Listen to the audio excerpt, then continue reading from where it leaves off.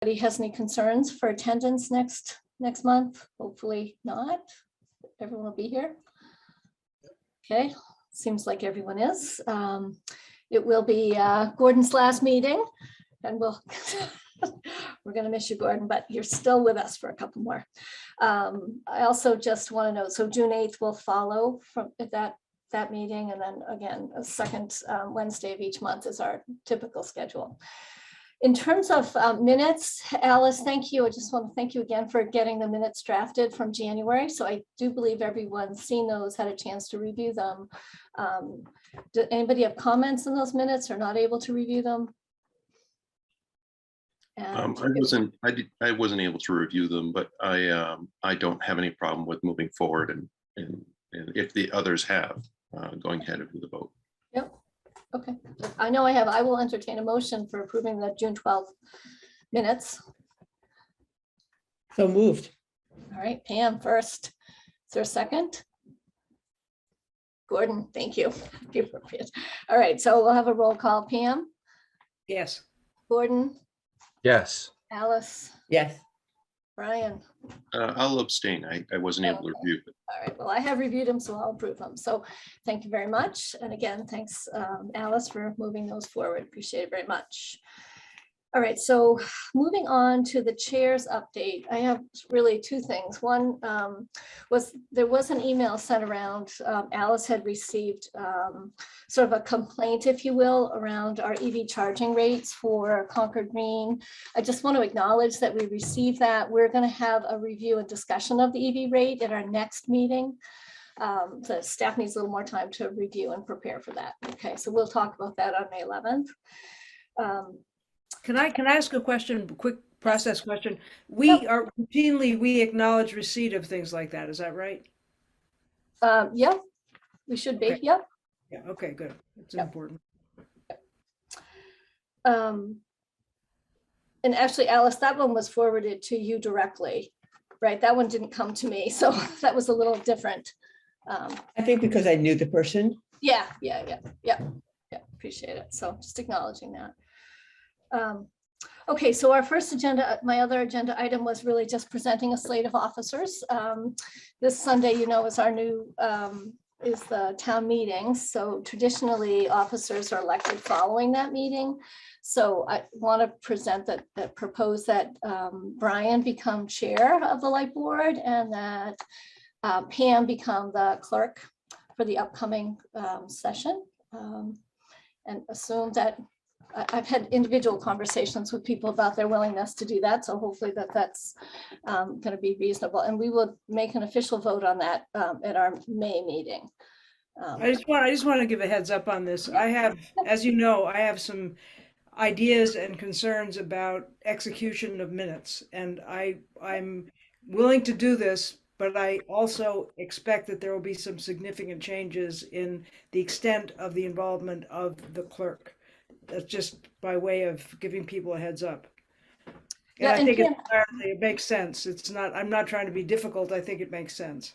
Yep. So Pam, you started to mention those in our last meeting, but we weren't recording at the time. Would you like to reiterate those concerns here? Well, Again. one, I think it's primarily, and this gets to the charge of the Lifeboard as I understand it. I think the minutes, not just notes for us to digest and then turn into minutes. Minutes are to be provided by the light plant staff. And I think Karen has done a fabulous job, I gather, just trying to do this. But I think there needs to be a ratcheting up of responsibility on the part of Dave, frankly, I guess it's you, to make sure that the what's delivered to the clerk is effectively the minutes that you as the light plant are happy to have disseminated. I think, and those things should include the director's report, which should be pre-existing, and any material that is has been provided, obviously, PowerPoints or supporting documents and that sort of thing. And with that, with the benefit of those things, then the clerk's job, I think, should be primarily to ensure the accuracy of what is there and especially the core elements of a meeting, which I think are votes and official decisions.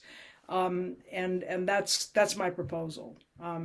Maybe the only difference is that when I receive minutes from the light plant, I expect that they will be minutes. They will be minutes that we're happy to present to the public. What we'd like to do is have the new clerk in for a meeting to go over stuff and expectations, and we'll do that with you. And that'll be coming next month. Okay, that's great. And I also want to reiterate, I really, really respect and appreciate what Karen is doing. I mean, I think it's a really tall order. And I think she's done, and I have great admiration for the prior clerks. I just think we need to dust off our approach a little bit. Is that enough, Wendy? Yeah, no, that's fine. I just wanted to make sure that your position and your opinions were heard. And Thank that you. we're comfortable with that, so that's great. Yeah, and I thank Dave, thanks. I think we can work this out pretty easily. It's not. And I'm, maybe as a clerk, we need to try to do better in terms of getting these out promptly, because the open meeting law only gives us 2 meetings after a meeting to get them done. And when they pile up and it gets like 6 months old, that's not serving the public interest. Yep, definitely agree. I just also want to add that once the minutes have been approved, we should make sure they get up on the web. Yep, in a timely basis. Yep. The only other thing I want to add here is, as we do 2 meetings a month, the amount of volume for Karen to get them up is doubled, and it's a lot of work. So, if we continue to do 2 meetings a month, it's going to continue to create challenges. And we recognize that we're behind, doing all we can to get caught up. We've shifted workload so that we can focus more on that, but it is a challenge. I would just add on that, and we can talk about it separately, but I think that one way to solve that is to not have them be so extensive. They don't need to be. And that'll be part of the meeting we have here. Yep. Great. Good discussion. Thank you all. Appreciate that feedback. And I'm sure it will improve going forward. So thank you. With that, we're ready to move forward onto the director's update. Dave? Okay.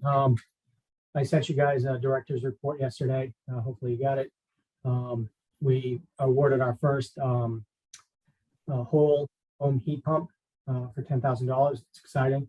So that's a milestone. Finally did it. So that's good. On the operation side, we've installed 4 electric vehicle charging outlets in the garage as we're planning on transitioning to EVs. Here at the light plant, we also have provisions for an additional outlet out there. So that'll once we do the provisioning for the additional location, we'll have 8 spots that are ready for EV charging. So that's positive on our end. The advanced metering project, it continues to move forward. On April 19th, 20th, and 21st, we had presentations from vendors, the 3 top ranked vendors. And that was Tantalus, Landis and Gear, and Eaton. Each presentation was about 3 hours long. It was a big task last week, but I think they went well. The review team's going to meet tomorrow and identify any additional follow-up questions we may have, so we can get answers to, and then ultimately select the finalist. And once we do that, then we'll go into contract negotiations. So things are moving along well in that regard. And then on the personnel side, we received 3 applicants for the first class line work position that's out. We reached out to all 3 candidates. One had already accepted a position, another MLP. Another one is scheduled for an interview this week, and we'll wait to hear back from the 3rd candidate. So it's encouraging that we have at least 2 candidates at this point in there. And that's my update. Dave, can you let us know how many open positions are there currently? There are 4 positions open. Okay. And I recall a conversation that you were going to work with our HR department to figure out whether we are offering a competitive pay scale, because I know we had difficulty with finding appropriate people to fill the positions. What was the outcome of that? So we did work with HR, and we did a $3.25 per hour adder to their existing pay through a temporary pay provision. If you looked at the town meeting warrant, we adjusted the ranges on several positions to bring those positions in market, and then we'll make the permanent adjustments. So, all of that is moving in the right direction. But that's the approach we took with it. So the temporary $3.25 for the line workers ends on June 30th, and the new pay ranges go in on July 1st. So we should be able to transition over and be in a competitive market. But I will say what I am seeing is, all the other MLPs are experiencing the same thing, and they keep increasing the rates that they're paying their guys. So we're going to have to constantly monitor this as we move forward. Yeah, that was going to be my follow-up question is, $3 sounds like a lot, but it's what would the percent be? I mean, that's what like a 6. It was about a 7% increase. Yeah. And then the ranges that are in the warrant for town meeting are 9%. Okay. And are those conservative rises like the our competitors at the investor-owned utilities? Are they paying more than 10% what we were, or are they? Did we bring it up but not enough? Is my question. We brought it. So my calculations were we're about 7% behind. We brought it up Okay. 9%. And typically we look at this every 3 years and make an adjustment when we go to town meeting to keep the positions in range. So we probably would have done that a year ago. Obviously, COVID changed things a little bit, but we're going to have to monitor every year to make sure we're in that going forward, because as we look at other MLPs and the IOUs, we need to be smart about keeping the ranges where they need to be to keep the employees retained, at least Right. on a salary basis. So Dave, can I just ask one question? It seemed like, I thought we were getting back up to full staff. Have we lost people very recently in terms of changes to, I guess, to the point about pay raises? One indication is that you start losing people, right? And you've got a lot more turnover, which I know the salary adjustment was there, but it seems like you recently lost some more people. Is that a fair statement? Well, January 1st, our line supervisor retired. So, Yeah. that was just part of the process that happens. We have brought in a couple line workers. Yeah. So, really to be full staff, an additional 3, potentially 4 would be ideal. So, Okay. not in terrible shape, but we do need more help. All right. Like to Gordon's point, I guess we really need to keep an eye on this, or to Brian's. Pam, sorry. Yeah, no problem. Just two quick observations, perhaps. One, this is kind of a 30,000-foot policy observation about the whole town, but I think that the idea of increasing salaries commensurate of the value, which to me means higher salaries for more people, teachers, linemen, everybody, is a policy objective that this town should have. And I think that the relationship between just sort of, relative competitiveness or comparability is very important. But I think as a policy matter, the whole town should be upping salaries for these hardworking people who tend to be making less than they should be making. It's just a general point. The second point is maybe more pointed. I've said it before. Diversity is a very, very important thing. We are not a town that is very diverse. Hiring is a very, very valuable way to increase diversity. I understand it's very difficult. It's also something that can be done without running doing violence to constitutional principles and everything. And I think it's important, maybe this is something for Matt Johnson and the select board, but the light plant hires a lot. And I just hope that everything is being done to achieve as much diversity as possible, even if it's, we don't. The effort and kind of a conscious hiring approach that will enable a more diverse set of applicants to apply is something that we should be striving for in a very, very explicit way. Now, I guess it's my comment. I guess I hope is that there is work being done on that, because I noticed that the light plant has a fair bit of hiring. So it's an opportunity for the entire town to stand up and try to do better on our diversity goals. And we have a very diverse workforce here. Yeah, I'm just talking about hiring, the hiring process. Yeah. But I just don't want people to think that we don't have a diverse workforce, because we do. And we go through those processes. Yep. Yeah. It's something that needs to be constantly kept in mind. I had one more question before we move Yep, on. Brian. The arrears report, you said there was 4 customers that were, that were going to be shut off, but they made payment. That's great. And you gave us, are we going to talk about arrears in the agenda? Yeah, I think I missed that on my report, Brian. Thanks. Okay. Shut off started yesterday, the process anyway. We didn't shut anyone off.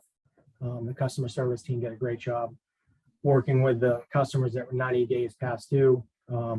We ended up having 4 customers that were scheduled for shut off. But again, customer service team working with them and our metering folks.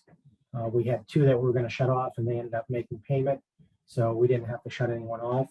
But that process will continue each cycle. And so I'll continue to update the board on the arrears reports over the next couple of months. Then things will settle down. But so far, so good. We usually shut off a few customers on the first shut off cycle, and we didn't have to this time. That's great. And the next cycle, do you think we're going to have more than 4 or less? I haven't looked at that report yet because we haven't run it, but I will let you guys know. Okay. All right. Thanks. Thanks. Gordon? Question, where's the garage, David? That was my question. Thank you. I didn't know we had a garage. Yeah, What's so- parked there? CMLP? For the EVs? Yeah, out back on the back side of the building. The first set of doors are the parking garage, and then the next 2 are the warehouse and the warehouse we added on a number of years ago. So all the vehicles are parked inside out of the weather. Great. Didn't know that.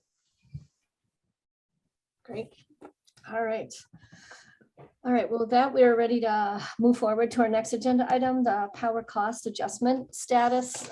As you recall, when we implemented this, we said that we would touch base around this time frame in terms of revenues collected versus actual cost. And so I know there was some additional reports and some attachments included for the status of this. So I don't know, Dave, are you going to speak to this or Laura? I'll speak to it briefly, and then I think Matt's going to go through the process. But as you all recall, we proposed a power cost adjustment and voted to have it spread out over the year. So it's time to kind of go through that review, and we'll have to do another review in a few months just to keep an eye on it. But with that, Matt, do you want to take it over? Sure. And Dave, as a reminder, this is the higher cost of electricity in the winter due to natural gas prices. Correct. Good morning. Laura and I put together this quick calculation around the numbers related to the PCA. So I'm just going to go through and explain it really quickly, and then we can ask questions at the end. The top part, you're going to see the kilowatt hours billed to customers broken down by rate class. And then at the bottom, you see the total per month. Right below that, we see 11.4 cents. That is the portion of the rates charged to customers that is intended to cover the cost of power. It's the same rate we use in the rate refund calculation, where we either give back or take based on the power cost differential. So what we did was we took the volume by that rate, which gave us the amount of revenue that is intended to pay for purchase power. And then below that, we have the cost of power, which I want to mention that the March amount has a couple estimates in it, but it was mostly complete. So if we take the difference between the revenue and the expense, we come up with a deficit for January and February. In total for the 3 months, it's about 1.3 million. Now that does not factor in the PCA yet. So below that, I added the PCA to it, which gave us about a $900,000 deficit over those 3 months. And then in March, you see we're coming out of that deficit. So it's basically what we expected to happen. And as you look forward into the rest of the year, we amortize the PCA over the course of a year. We didn't collect it just in the winter. So do we assume that as the cost of power becomes more ordinary in the warmer months, that we can expect to see this to be close to revenue neutral, that we will come out of this $900,000 deficit? I would say only time will tell, but yeah, I think we need to review this every couple months. And when we get to a point where we're comfortable with where these balances sit, I think maybe we didn't make the decision to stop that or continue it. I mean, it's helpful to see what happened in the past, but it's even more helpful to kind of look ahead and figure out, are we heading in the right direction? And are we likely to have to adjust the PCA, and at what point? Or term it or end it, right? So. Right, and it all exactly, or depends end on it. our degree days, right, Laura? If I've been trained well enough. So it's going to fluctuate month by month. So Matt, would you say that looking at this every 2 months is the right schedule to sort of stay on track? Because I think our expectation is that we would, once we've hit sort of a net neutral, we would end the rate. Yeah, I think probably at this point, every 2 months would be a good time frame. Maybe 3. It looks like it's probably going to last at least to at a minimum, it's going to go through the end of the summer. So, and keep in mind, there is a lag to when the information comes in. Yeah. As far as the purchase cost of power. Yep. I think if we check in every 3 months, we may find that in June that we're, negative 100,000, and maybe we can forecast that in the next, just the lag will have us hit that zero mark. All right. I have a But couple of. you don't see this going through the full year, though. You don't see this going through December to get to zero. So that's a hard thing to answer right now, Yeah. because the markets change regularly. The plan when we put it in was for it to go throughout the year, but the check-ins that we do with the board here are to determine if we can shut it off or not. And if we can, great. And so I think if we're checking in every 2 to 3 months on this, the board will have a good feel for where we are, and they can vote on the appropriate direction we're going. Great. All right. So it's, end of April. So maybe our July meeting, May, June, July is a good time to check in on this one. Okay. Great. I have a couple of questions. Sure. Okay, I just pulled up a random web page about natural gas price forecasts, and I don't see any huge relief coming over the next 20 months or so. So I don't know how that. Anyway, I've also heard the war has put pressure on fossil fuel supply. So there's plenty of reason to expect continued high prices. I've also heard that U.S. fossil fuels production has not risen in response to those prices because basically producers are afraid of another crash. So all of that, I think, points towards higher energy prices being persistent. So I'm actually suggesting that we probably want to keep this PCA in place. And that even if prices do drop in the summer, that then we'll use that to replenish it for yet another tight winter season. So that was one thought. The other is when I look at these numbers, and thank you very much for this presentation. That was very useful. It just occurs to me, and I wonder if our overall usage were less. So if we'd actually bought fewer than 15 million, 17 million, 13 million, that would have actually helped. That would have made this deficit smaller, right? So where I'm heading with this is that at a time when we're talking about taking away volumetric pricing, that's also taking away an incentive that people have to use less electricity. And all I'm saying is that this may not be the right environment to implement incentives towards that are tilted in that direction. Thank you, Gordon. If you recall, when we first talked about this PCA, we recognized that the brunt of the cost would be in the winter months, and we deliberately chose to spread it out.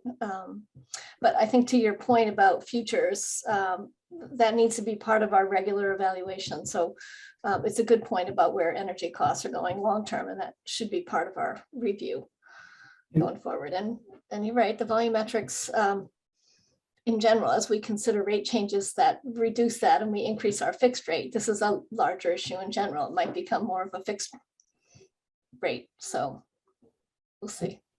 Wendy, aside from the rate discussions that the board's been having, yep. Gordon just referred to the PCA and looking at it. And I think one of the things that the board's going to want to do is when we get through the summer and we get towards October, is looking at the rates the way they are now and seeing if they need to be adjusted for the next calendar year, opposed to putting a PCA on. So that's something that we're going to propose the board look at as we go forward, but it's tied to the PCA, but it's also just rates in general. And I know we're talking about full rate changes when we go to smart meters and whatnot, but I'm talking about existing rates right now and setting them to match if we need to make adjustments. So that's what I'm going to propose as we get through the summer. Okay, great. Thank you, Dave. Makes sense. Okay. All right, so getting back on our agenda, our next item is to look at the Lifeboard administrative code. And Dave, thank you for distributing that to the board. This is an agenda item I think, Pam, you raised earlier today, but we've mentioned it in the past. There has been sort of some periodic discussions where we've had discussions around the roles and responsibility of this board, and are we doing everything that we should be doing in alignment with our charge? And so the focus today is to review that charge, if you will, and specifically our roles and responsibilities. As I look at this, and we can go through each one individually, one of the things that I observed when I went through this was it may not fully recognize our responsibilities related to rates for broadband. So that's one omission that I sort of saw here, but I don't know what others' opinions are. But how would the board like to go about reviewing this? I know you each looked at it. Should we go through sort of looking at the general responsibilities? Is that a fair approach?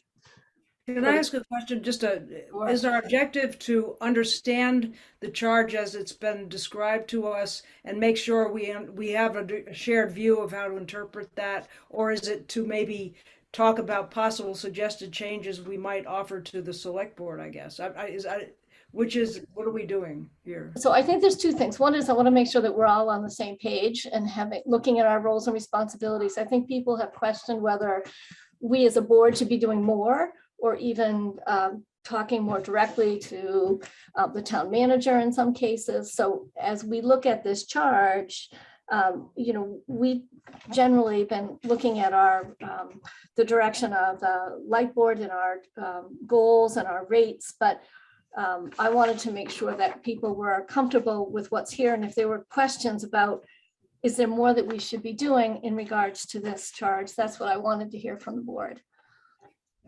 Because it was the board who raised the question about we should review this charge. So I want to make sure that we're all comfortable with this and that you're all clear if there's something more we should be doing. So as a way of history, the Lifeboard Administrative Code was adopted in October of 1982. Yeah. And then it was amended in September of 1998. And it was amended again December of 2008. And it hasn't been reviewed since. Yep.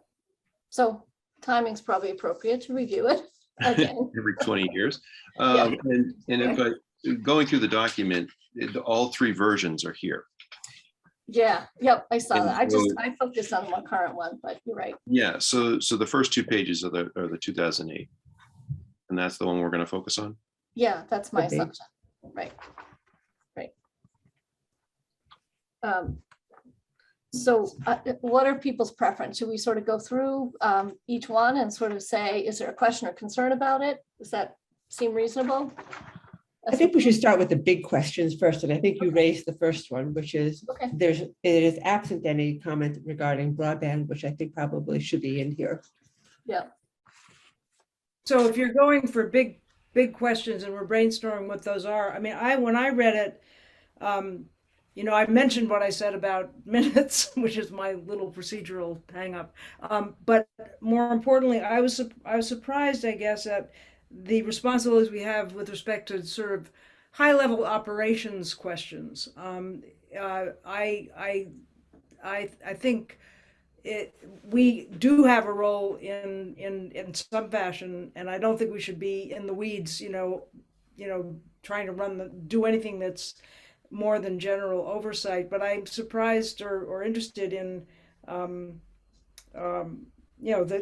the provide recommendations to the town manager concerning general operation and maintenance of the light plant. And so that raises just two things, and it kind of recurs throughout the document. One is what is our job with respect to that? For example, I may have missed it, but I don't know that we were involved in anything having to do with the selection of the deputy director, which I think is an important policy level thing, and maybe we shouldn't be, but I note that as an example. And the second is the relationship that we owe to the town manager. How extensive is that? Is that just once in a blue moon, or should we be reporting annually? I don't know. So those are two things that struck me. so Pam, I'll just comment. I share the same question about what our role is, because, Dave and team do a good job managing, but what is our role to understand the operations? And so, one of the things that struck me most recently as we talk about the workload that we're asking the Lifeboard to do in the next year, which is very large, is it our job to be asking staffing and advocating for additional staffing if that's appropriate? I'm just saying if that's appropriate. Or, feel like we need to be doing more and advocating for resources if that's appropriate. Or, to the degree that there's hiring issues, and Dave usually comes to us with support and recognizing that salary is an issue and looking for our support. But is there more that we should be doing to support the team and the operations? And generally, I look for Dave to bring those issues to us if there's a concern, other versus us sort of digging and asking Dave, detailed questions. But when I say advise on the operations, at what level of detail are we advising the town manager on operations? So right now, are we commenting, or are we just listing? I think listing the issues is a really great idea. Yeah, I think listing makes more sense. Yep. So I definitely agree with what you just said, Wendy. And I have two other smaller concerns. And one is the role that we are expected to play with reports to the town manager. So far, our relationship is very much tied to Dave as the director of the light plant. And in this document, it's referred to as the superintendent. And I'm wondering, I assume that those are the same positions, the director and the superintendent, and perhaps we should update just the terminology that we use to reference the people for whom this is a responsibility for. Yeah, the But- terminology didn't get updated when the titles changed. Yep. So I would say, just to jump in here, I think terminology is one thing, and I think what is our substantive responsibility is another. And I think that's part of what I don't want us to get to forget and it's a question to me. I mean, it seems that we have a responsibility to the town manager, who I guess is in essence, the responsible party for the light plan. But and in addition, with respect to operations, I would just add that I think Wendy's point is huge about is the workforce and the salaries, are they commensurate with the task? And I think we may have an affirmative responsibility if we have policy objectives, or if the town has told us that we have policy objectives that are costly, that may be a role that we need to step in and play in a more affirmative way, as opposed to just requiring Dave to be, asking us. I think so. There's a question of, how affirmative is our responsibility in terms of operations, and I guess also with respect to our relationship with the town manager.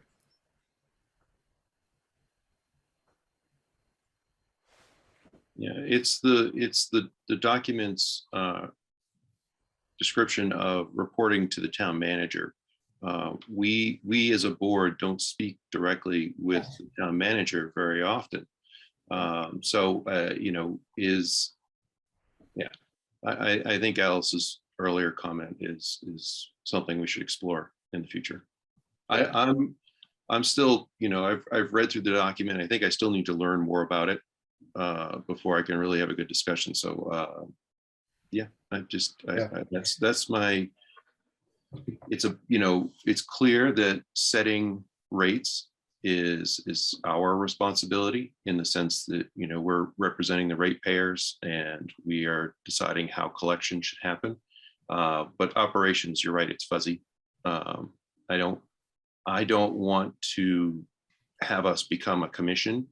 I think our role is pretty advisory, and Dave does a great job of informing us of operational things that are happening.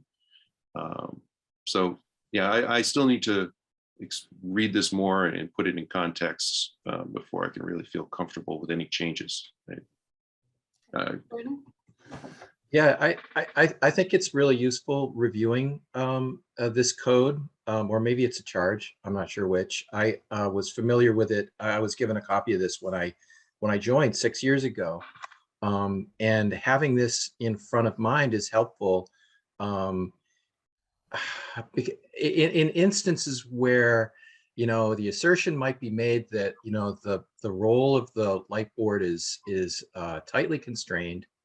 It's limited to a rate setting body alone, and a definition that may trend over time towards the only functions that actually require our signature or our explicit, where the law actually says you need to have a board to do this. It's like that's sort of the minimal case, and this opens it back up again. There are more responsibilities, including an involvement or contribution towards performance reviews, and that's an instance where communication has to happen directly from the light board to the town manager. And an example, Wendy, a second ago, you talked about more resources, and that's an operational thing. So, okay, maybe we do have a role in something that the flip side of that is fewer resources. If we got to a point where we're taking on too many things, too many projects, too many programs, that maybe we'd look at actually having a lower head count. Now, that's certainly a call that staff could make or management could make on their own without much input from us. And it probably, anyway, it's probably going to originate from management, but we offer the ability to actually provide a community input into a decision like that. It would be painful to cut back on services. And, I don't think that management would want to make a painful change without our involvement. So anyway, I think we're in the mix and we can offer a lot. So Wendy, can I just speak to something there? Yeah, Dave. So to Gordon's point about performance reviews, obviously during COVID, that hasn't really taken place. But previous to that, the chair of the Lifeboard would provide the town manager with feedback on performance reviews. And we can't speak for for Carrie right now, but I would think we're going to get back to that tradition. Yeah, it's always been I mean, in my prior role I did, and I'm sure Alice did as well. So I'm sure that will continue. So I just want to call attention to items number 6 and 10 in the administrative code as we think about how our role is. Item number 6 says that we review operations regularly and suggest improvements. And item 10 says, provide recommendations to the town manager regarding appropriate business opportunities other than the sale of electricity, which is quite broad is my interpretation of that. So I just want us to be aware that we are more than a rate setting board. We are a policy setting board. So Alice, I agree with you. When I read that, I think of it, it's very broad, and it, all these committees that get started and charges by town meeting to us sort of fall into some of that bucket, if you will, because you're right. It's not just rate setting, it's strategy. So I've just a question with just going forward. Do we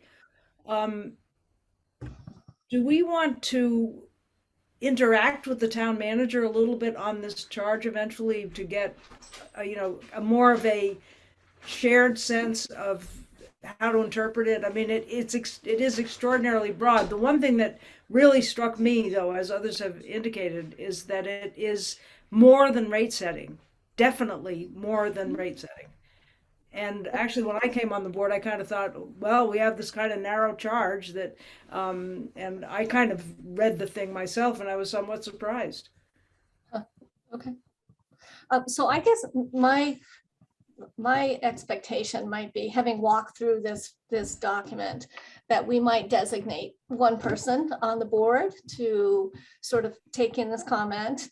Maybe have some discussions with Dave relative to issues that we've identified, and also separately meet with the town manager and ask the question about this charge and whether it should be updated, or administrative code, et cetera, and sort of have one person designated, because it probably does need to be reviewed and updated. So does that seem like a reasonable next step as a review of this document?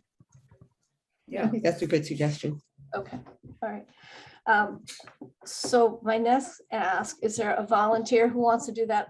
I will do that if people want me to sort of take the lead on doing it. I don't know if I can do that as chair. I think I can, but does that make sense? I could take your feedback that I collected today and take a stab at working with Dave and the town manager and following up on these discussions, and then bring it back to this group with some recommendations or feedback. Does that make sense? I think that's great. I just want to say that I am really interested in this. And I think Yeah, I was going to say, I think Pam would be great. I don't want to be the lead, but I kind of would like to team with you a little bit, if you don't mind. And Pam, I would be more than happy if you want to take the lead on doing that. That would be fine. I don't want to be the lead. I think I was the one who brought it up. I'm very concerned about it. I want to, or alternatively I just want to be actively hovering, I'm fine. Yeah. All right. But thank you very much for doing it. As the And lead. I should say also that I think as a board, we should be interested in the perspective of staff too. It's like, we're all in this together. Right. No, that's fair. Yeah, because this does speak very explicitly on our role relative to working with staff as well. So, okay. All right, so we have some next steps.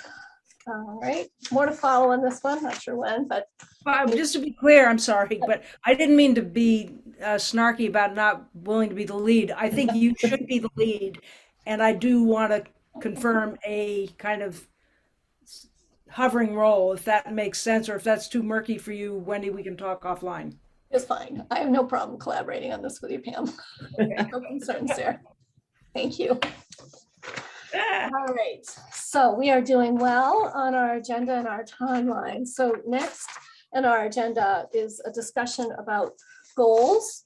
And I know I said very late last night, our goals that we established a year ago, that Alice helped establish a year ago.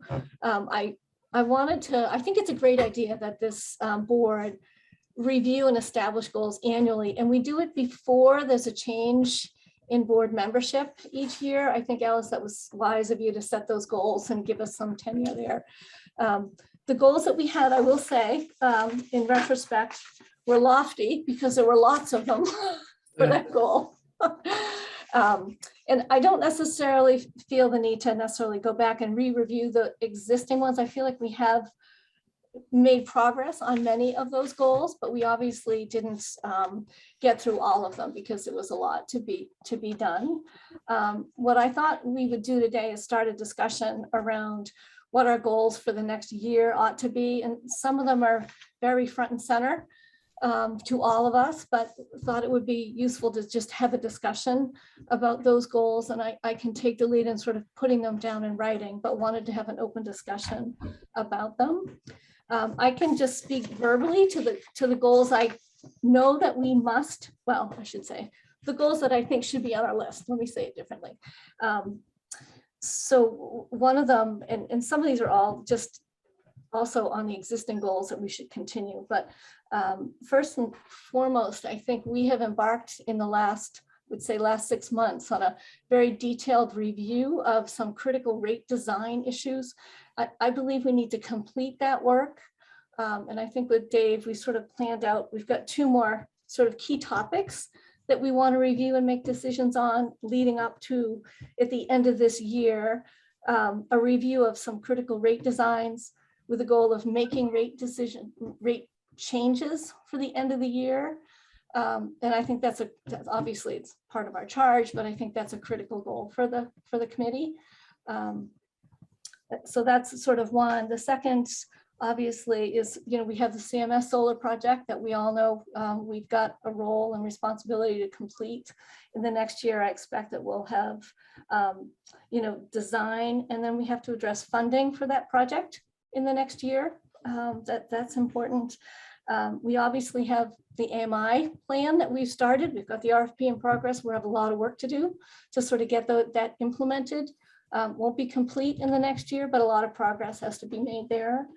And then, I think in terms of our rate structures, there's some citizen engagement and education, I think, that we need to do related to AMI and our time of use rate structure. We said we needed to do that. The question for me is sort of, when do we do that with our rate structure? This year we're going to be talking about some rate redesign. We'll have a public hearing on some rates, but at some point we need to talk about what that education plan is around time of use. And then, in the last couple months, we've walked through our strategy.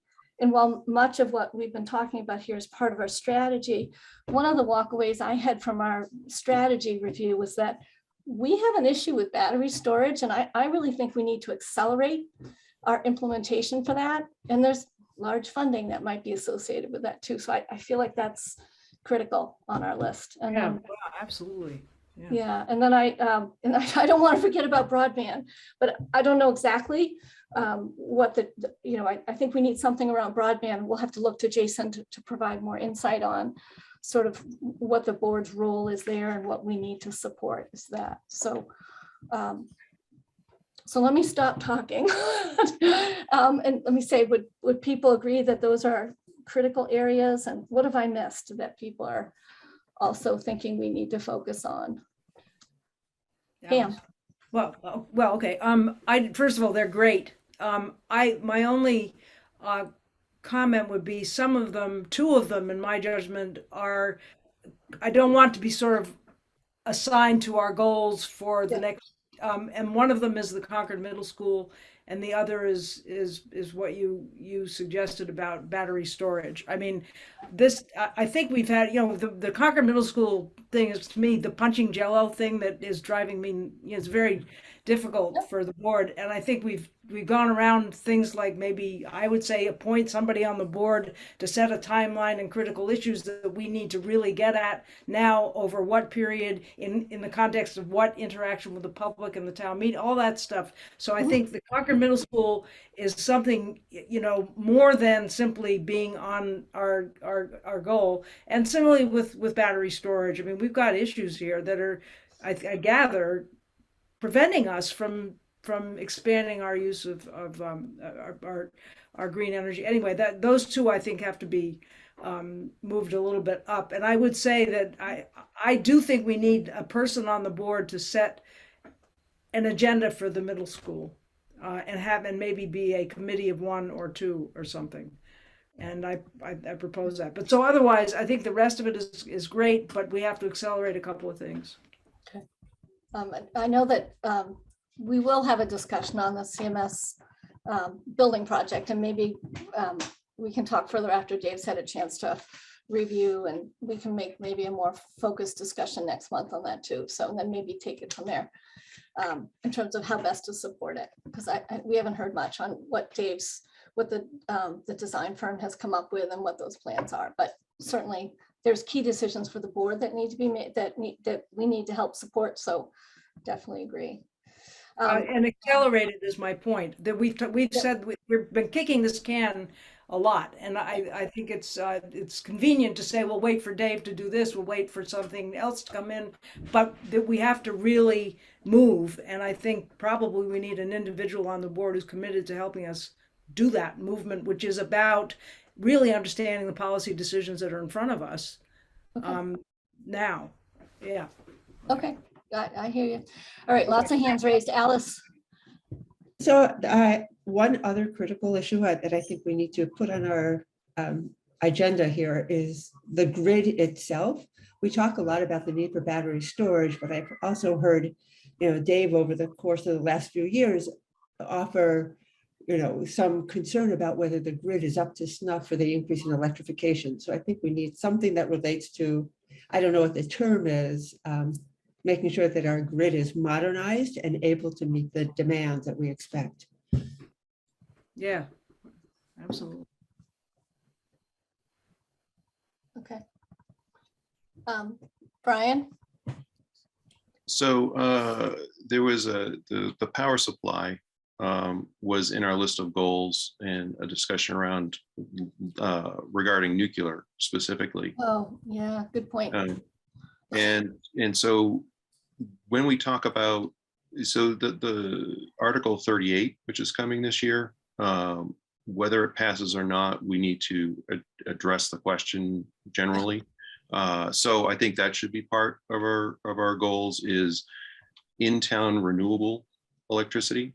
How are we going, and that could be part of that utility scale storage goal, is how are we structuring our incentives for the different rate classes around solar and its adoption, and how do we ensure that we're continually adding generation in town. I think that's a good discussion point. There's also number 8 about providing the financial incentives. There's also one about on-bill financing has been discussed at CAB at length. So I think that this board should start to talk about on-bill financing as it may come up in the future. And the public engagement, I think that's something that we didn't really do as well over the last year. I think that we could engage the public more in all of these topics as a general bigger meeting. Agreed. Brian, can I actually just clarify one thing? Because actually, Alice, I did miss that when we reviewed it. We did say that as a board, we wanted an explicit discussion on our policy around the percentage of nuclear in our portfolio. So I do think that stands alone as a discussion that should be reviewed, separate and apart from our rates. So just want to acknowledge that because I missed that one. So. Agreed. Thank you. Gordon? Thank you, Wendy. As having just spent a good part of the last year meeting every week about, oh, can you hear me? About fiber. Certainly I think that the telecom, there are some recommendations from that effort that ought to bubble up to this level. And so it's far be it for me to tell the board what they should embrace in there, but my suggestion would be that we embrace a goal of universal access defined as service, telecom service to anybody in town who asks for it. It doesn't mean that they all have to have it, but if you're on a street that, no matter what street you're on, if you want to subscribe, we can get the service to you.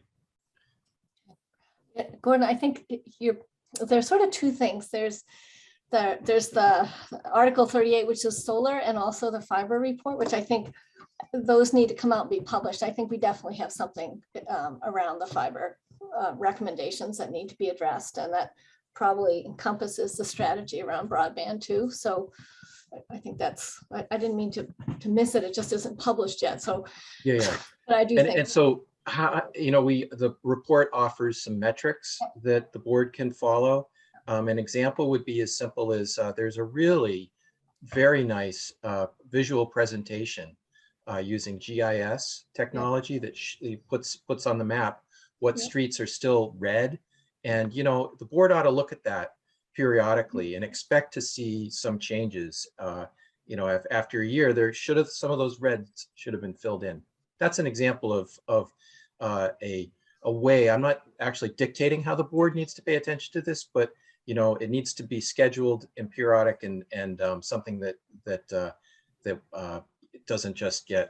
does get some attention paid to it. Great. Thanks. Right. Brian, did you raise your hand again, or did you not drop it? I raised it again because I thought of something else. On number 7, incentive programs, I'd like to add detail to that, saying that the board should have serious discussions about setting an incentive limit, a percent of the collection that we're willing to put towards incentives. It's going to be a very difficult discussion, but we have a lot of rebate programs and other things. We should have some way to understand that we can't forever incentivize something. And incentives are meant to be a transition. And we want EVs, we want heat pumps, we want a lot of things. But we do have to make, our mission, which is, clean, low cost and reliable electricity. And it's that middle one, that low cost. So it's about picking priorities and where we want to put funds. Yep. So I'm assuming that, as part of our annual budget, we've got to tackle that issue because it's setting that incentive budget. Yeah, so during the budget process, that's overwhelming to take that on and get into the minutia of those incentive programs. I think a policy statement saying, 5% of collections is the maximum we'll allow to be returned as incentives for technology or other things, some kind of statement in that sort. I would hope that when we get into that discussion, that we'll look beyond the financial model, but be able to look at the metrics behind it. Like, what is the performance that we're expected to meet, not just what it costs the light plan to achieve it. So, and I don't think we've done that, but I think that's an important part of the metrics when we think about policy. Yeah, we want to do everything today, but we do have limitations. Mm-hmm. True. All right, well, that's actually a big topic, much bigger than, and probably why we have not really gotten to it in the last year. So I think we'll have to have a discussion about how much is feasible there, and when maybe is the discussion too. So, okay. All right. Well, we didn't shorten that any. We're just adding to that list. So I think what I'd like to try to do is I'll try to synthesize some of this, and I can put it in a list. Part of what I want to make sure that we do is when we're setting our goals is make sure that they're reasonable, and that we can really achieve these goals. If our focus is for the next year, that we really target our energies and make sure that we are able to spend our time on those, along with all the work that we have to do. So this won't necessarily be finished next month. It may continue, but in our next month's meeting, we'll have more information on fiber report and the other town meeting vote. So we'll continue this discussion next month, and I'll try to draft something around these goals that people can look at and react to. Sound like a plan? Okay, well, we are technically ahead of schedule on our agenda. So are there any more thoughts, questions from the board before we move on? We'll move on to liaison and public comments. I'll just comment on one thing as a liaison to the Financial Audit Committee. The Financial Audit Committee has not met in months.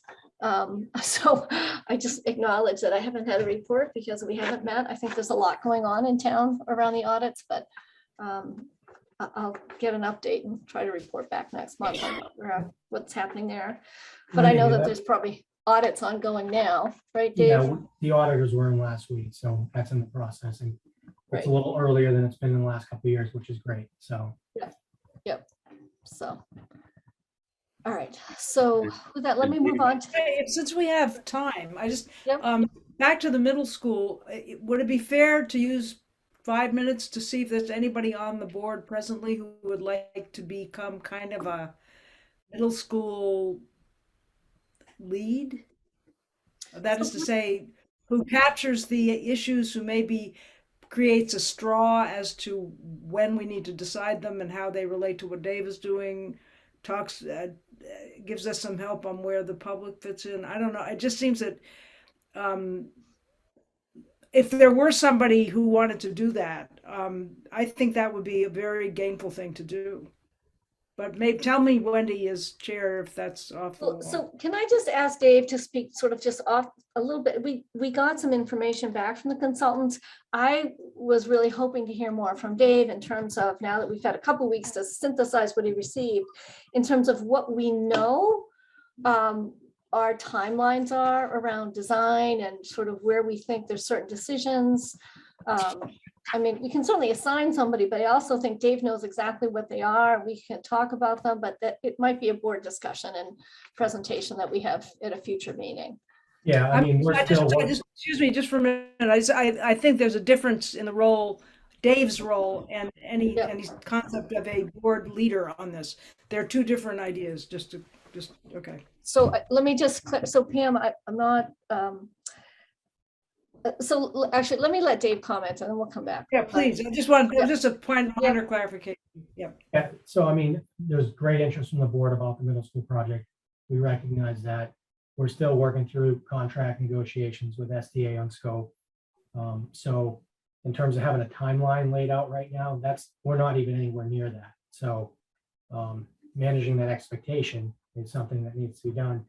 Once we get the scope and the contract in place, then we'll have more information to provide, but we're not there yet. So let me just go back to Pam. So Pam, your desire is to understand in relationship to the CMS project, what the specific decisions are that need to be made. And Well, I then- mean, there's some really big picture ones. Like, is it just going to be for the school footprint? Is it to sort of try to deal with our larger goals? Maybe this is all stuff that, I shouldn't be thinking about, but it keeps coming up. I don't myself know what is going to be done. That is a very big picture question. And I don't know that you need a whole lot of, I don't know how long we need to wait to start articulating it and figuring out a way to come to an answer on that. That's just, I think, maybe the main example. I mean, I'm uncomfortable that I don't know what the possibilities here are for that facility in relationship actually to our broader town-wide goals. So I think things like that, and I don't even know enough to know. I think we need a person who can really maybe take charge of thinking this kind of stuff through. And it may be that they're at the beginning only 1 or 2 or 3 big 30,000-foot issues that we need to look at, but we need to start doing that. So I guess that might not be very helpful, but that was kind of what I had in mind. Okay, so it's being very clear on our scope and how that project aligns with our larger goals. That's what I'm hearing. And then key decisions as part of that. Is that what Yeah. I'm hearing? Yeah, Okay. yeah, and I think it's not too soon to have somebody who may be willing to step up and kind of organize the thinking for us. But not me. I mean, I just can't, I'm not the one for this, but I do think it would be really, it'd make me feel a lot better if we had. So I'm going to make a recommendation that I would be willing to go to the middle school building committee meetings and stay up to date on the things, how the progress is going forward and what the expectations are from that committee. But I'm going to guess that the whether and how we install solar on the school or when it gets done, it will not necessarily be part of those meetings. So we'd have to figure out, is there another group or is this the group that will be meeting regularly to discuss with Dave the findings from SDA and others. So I'm not sure there's how much outside work there is. I'm willing to go to those meetings and sort of see what's the discussion. I think Amanda may go to those. I don't know, Dave, maybe you go to the middle school building project meetings. I don't know. Yeah, Amanda does. I've been to some, but not all. So, I mean, I think Alice, that be, well, I don't know, I just think that just stepping up and starting to be a named individual on our board who is starting to rationalize this is comforting to me. I mean, I just, no. Okay, so I'm gonna, The biggest Sorry, go ahead, piece of Dave. this is the financial piece, and that's where the board's gonna have to make a decision. The operational piece is, we're dealing with that internally, but that's the big decision that this board is gonna have to make is how do we fund it? And how do we move forward? So, the one thing I would say. Can I ask a question, Dave, can I ask a question? How we fund it, doesn't that go to what the size of the array is and how much we're gonna be taking on? I mean, It's all tied together, yes. yeah, so I think, so just characterizing it that narrowly, maybe, I mean, I think it's important to have a person thinking about the bigger picture issues here. And I would say that I think I'm surprised and thrilled that Alice might step up. So Wendy, the only thing I want to add is I don't think we should have too much more conversation on this in this meeting because it wasn't posted. And people Right. that are interested don't know we're talking about it. So Yeah. we probably should carry the conversation into the next meeting if the board wants to. But this was Yeah. not part of the agenda. yeah, so what I just wanted to clarify was Pam's desire, there's a lack of information and understanding about the project. And really what I'm hearing is we want more information. So I think we'll defer for the discussion, but I will take some questions. So Brian, your hand's been raised. I was going to say that, yeah, it's communication is the issue. There needs to be a discussion specifically on an update on where we are with SDA. I suggest that happens, I'm sorry, on the middle school solar. I suggest that happens after we finalize the SDA agreement. That way there's more concrete milestones that we can have laid out. But yeah, I think there should be one board member that is knowledgeable on what's going on with the middle school solar such that when we have discussions, they can bring that information to the board. I know Dave does that along with all the other things Dave does, but there's a specific interest in this project. So Can I just say that Dave is absolutely right. We shouldn't get too deep into this, but can I just suggest that we, as an agenda item for the next time, we appoint such a person? And I think we have a leading candidate, sounds like, in Alice. And I would just reiterate there's a difference between getting information and hearing from Dave, who I have a tremendous amount of respect for, what we need to focus on, and the affirmative responsibility of the board to look at the picture and say, what are the major policy issues that we have an interest in, and how do they align with the broader townwide goals as this project goes forward? So I think having somebody who's going to be able to look at the whole picture and say, here are some key things that we as a board need to chew on from a policy perspective is really part of it. It's not just bringing information in, it's about framing issues for us that need attention. Okay, so Pam will add that to the agenda for next time. Thanks a lot, everybody, for that.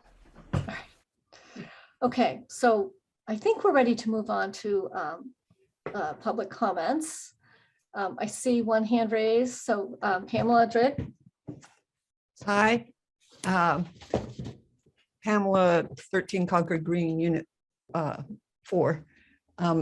I wanted to know whether the consultants and all of these people are looking at the major goal of putting as much solar as possible in the middle school and including battery backup for that solar that could be used instead of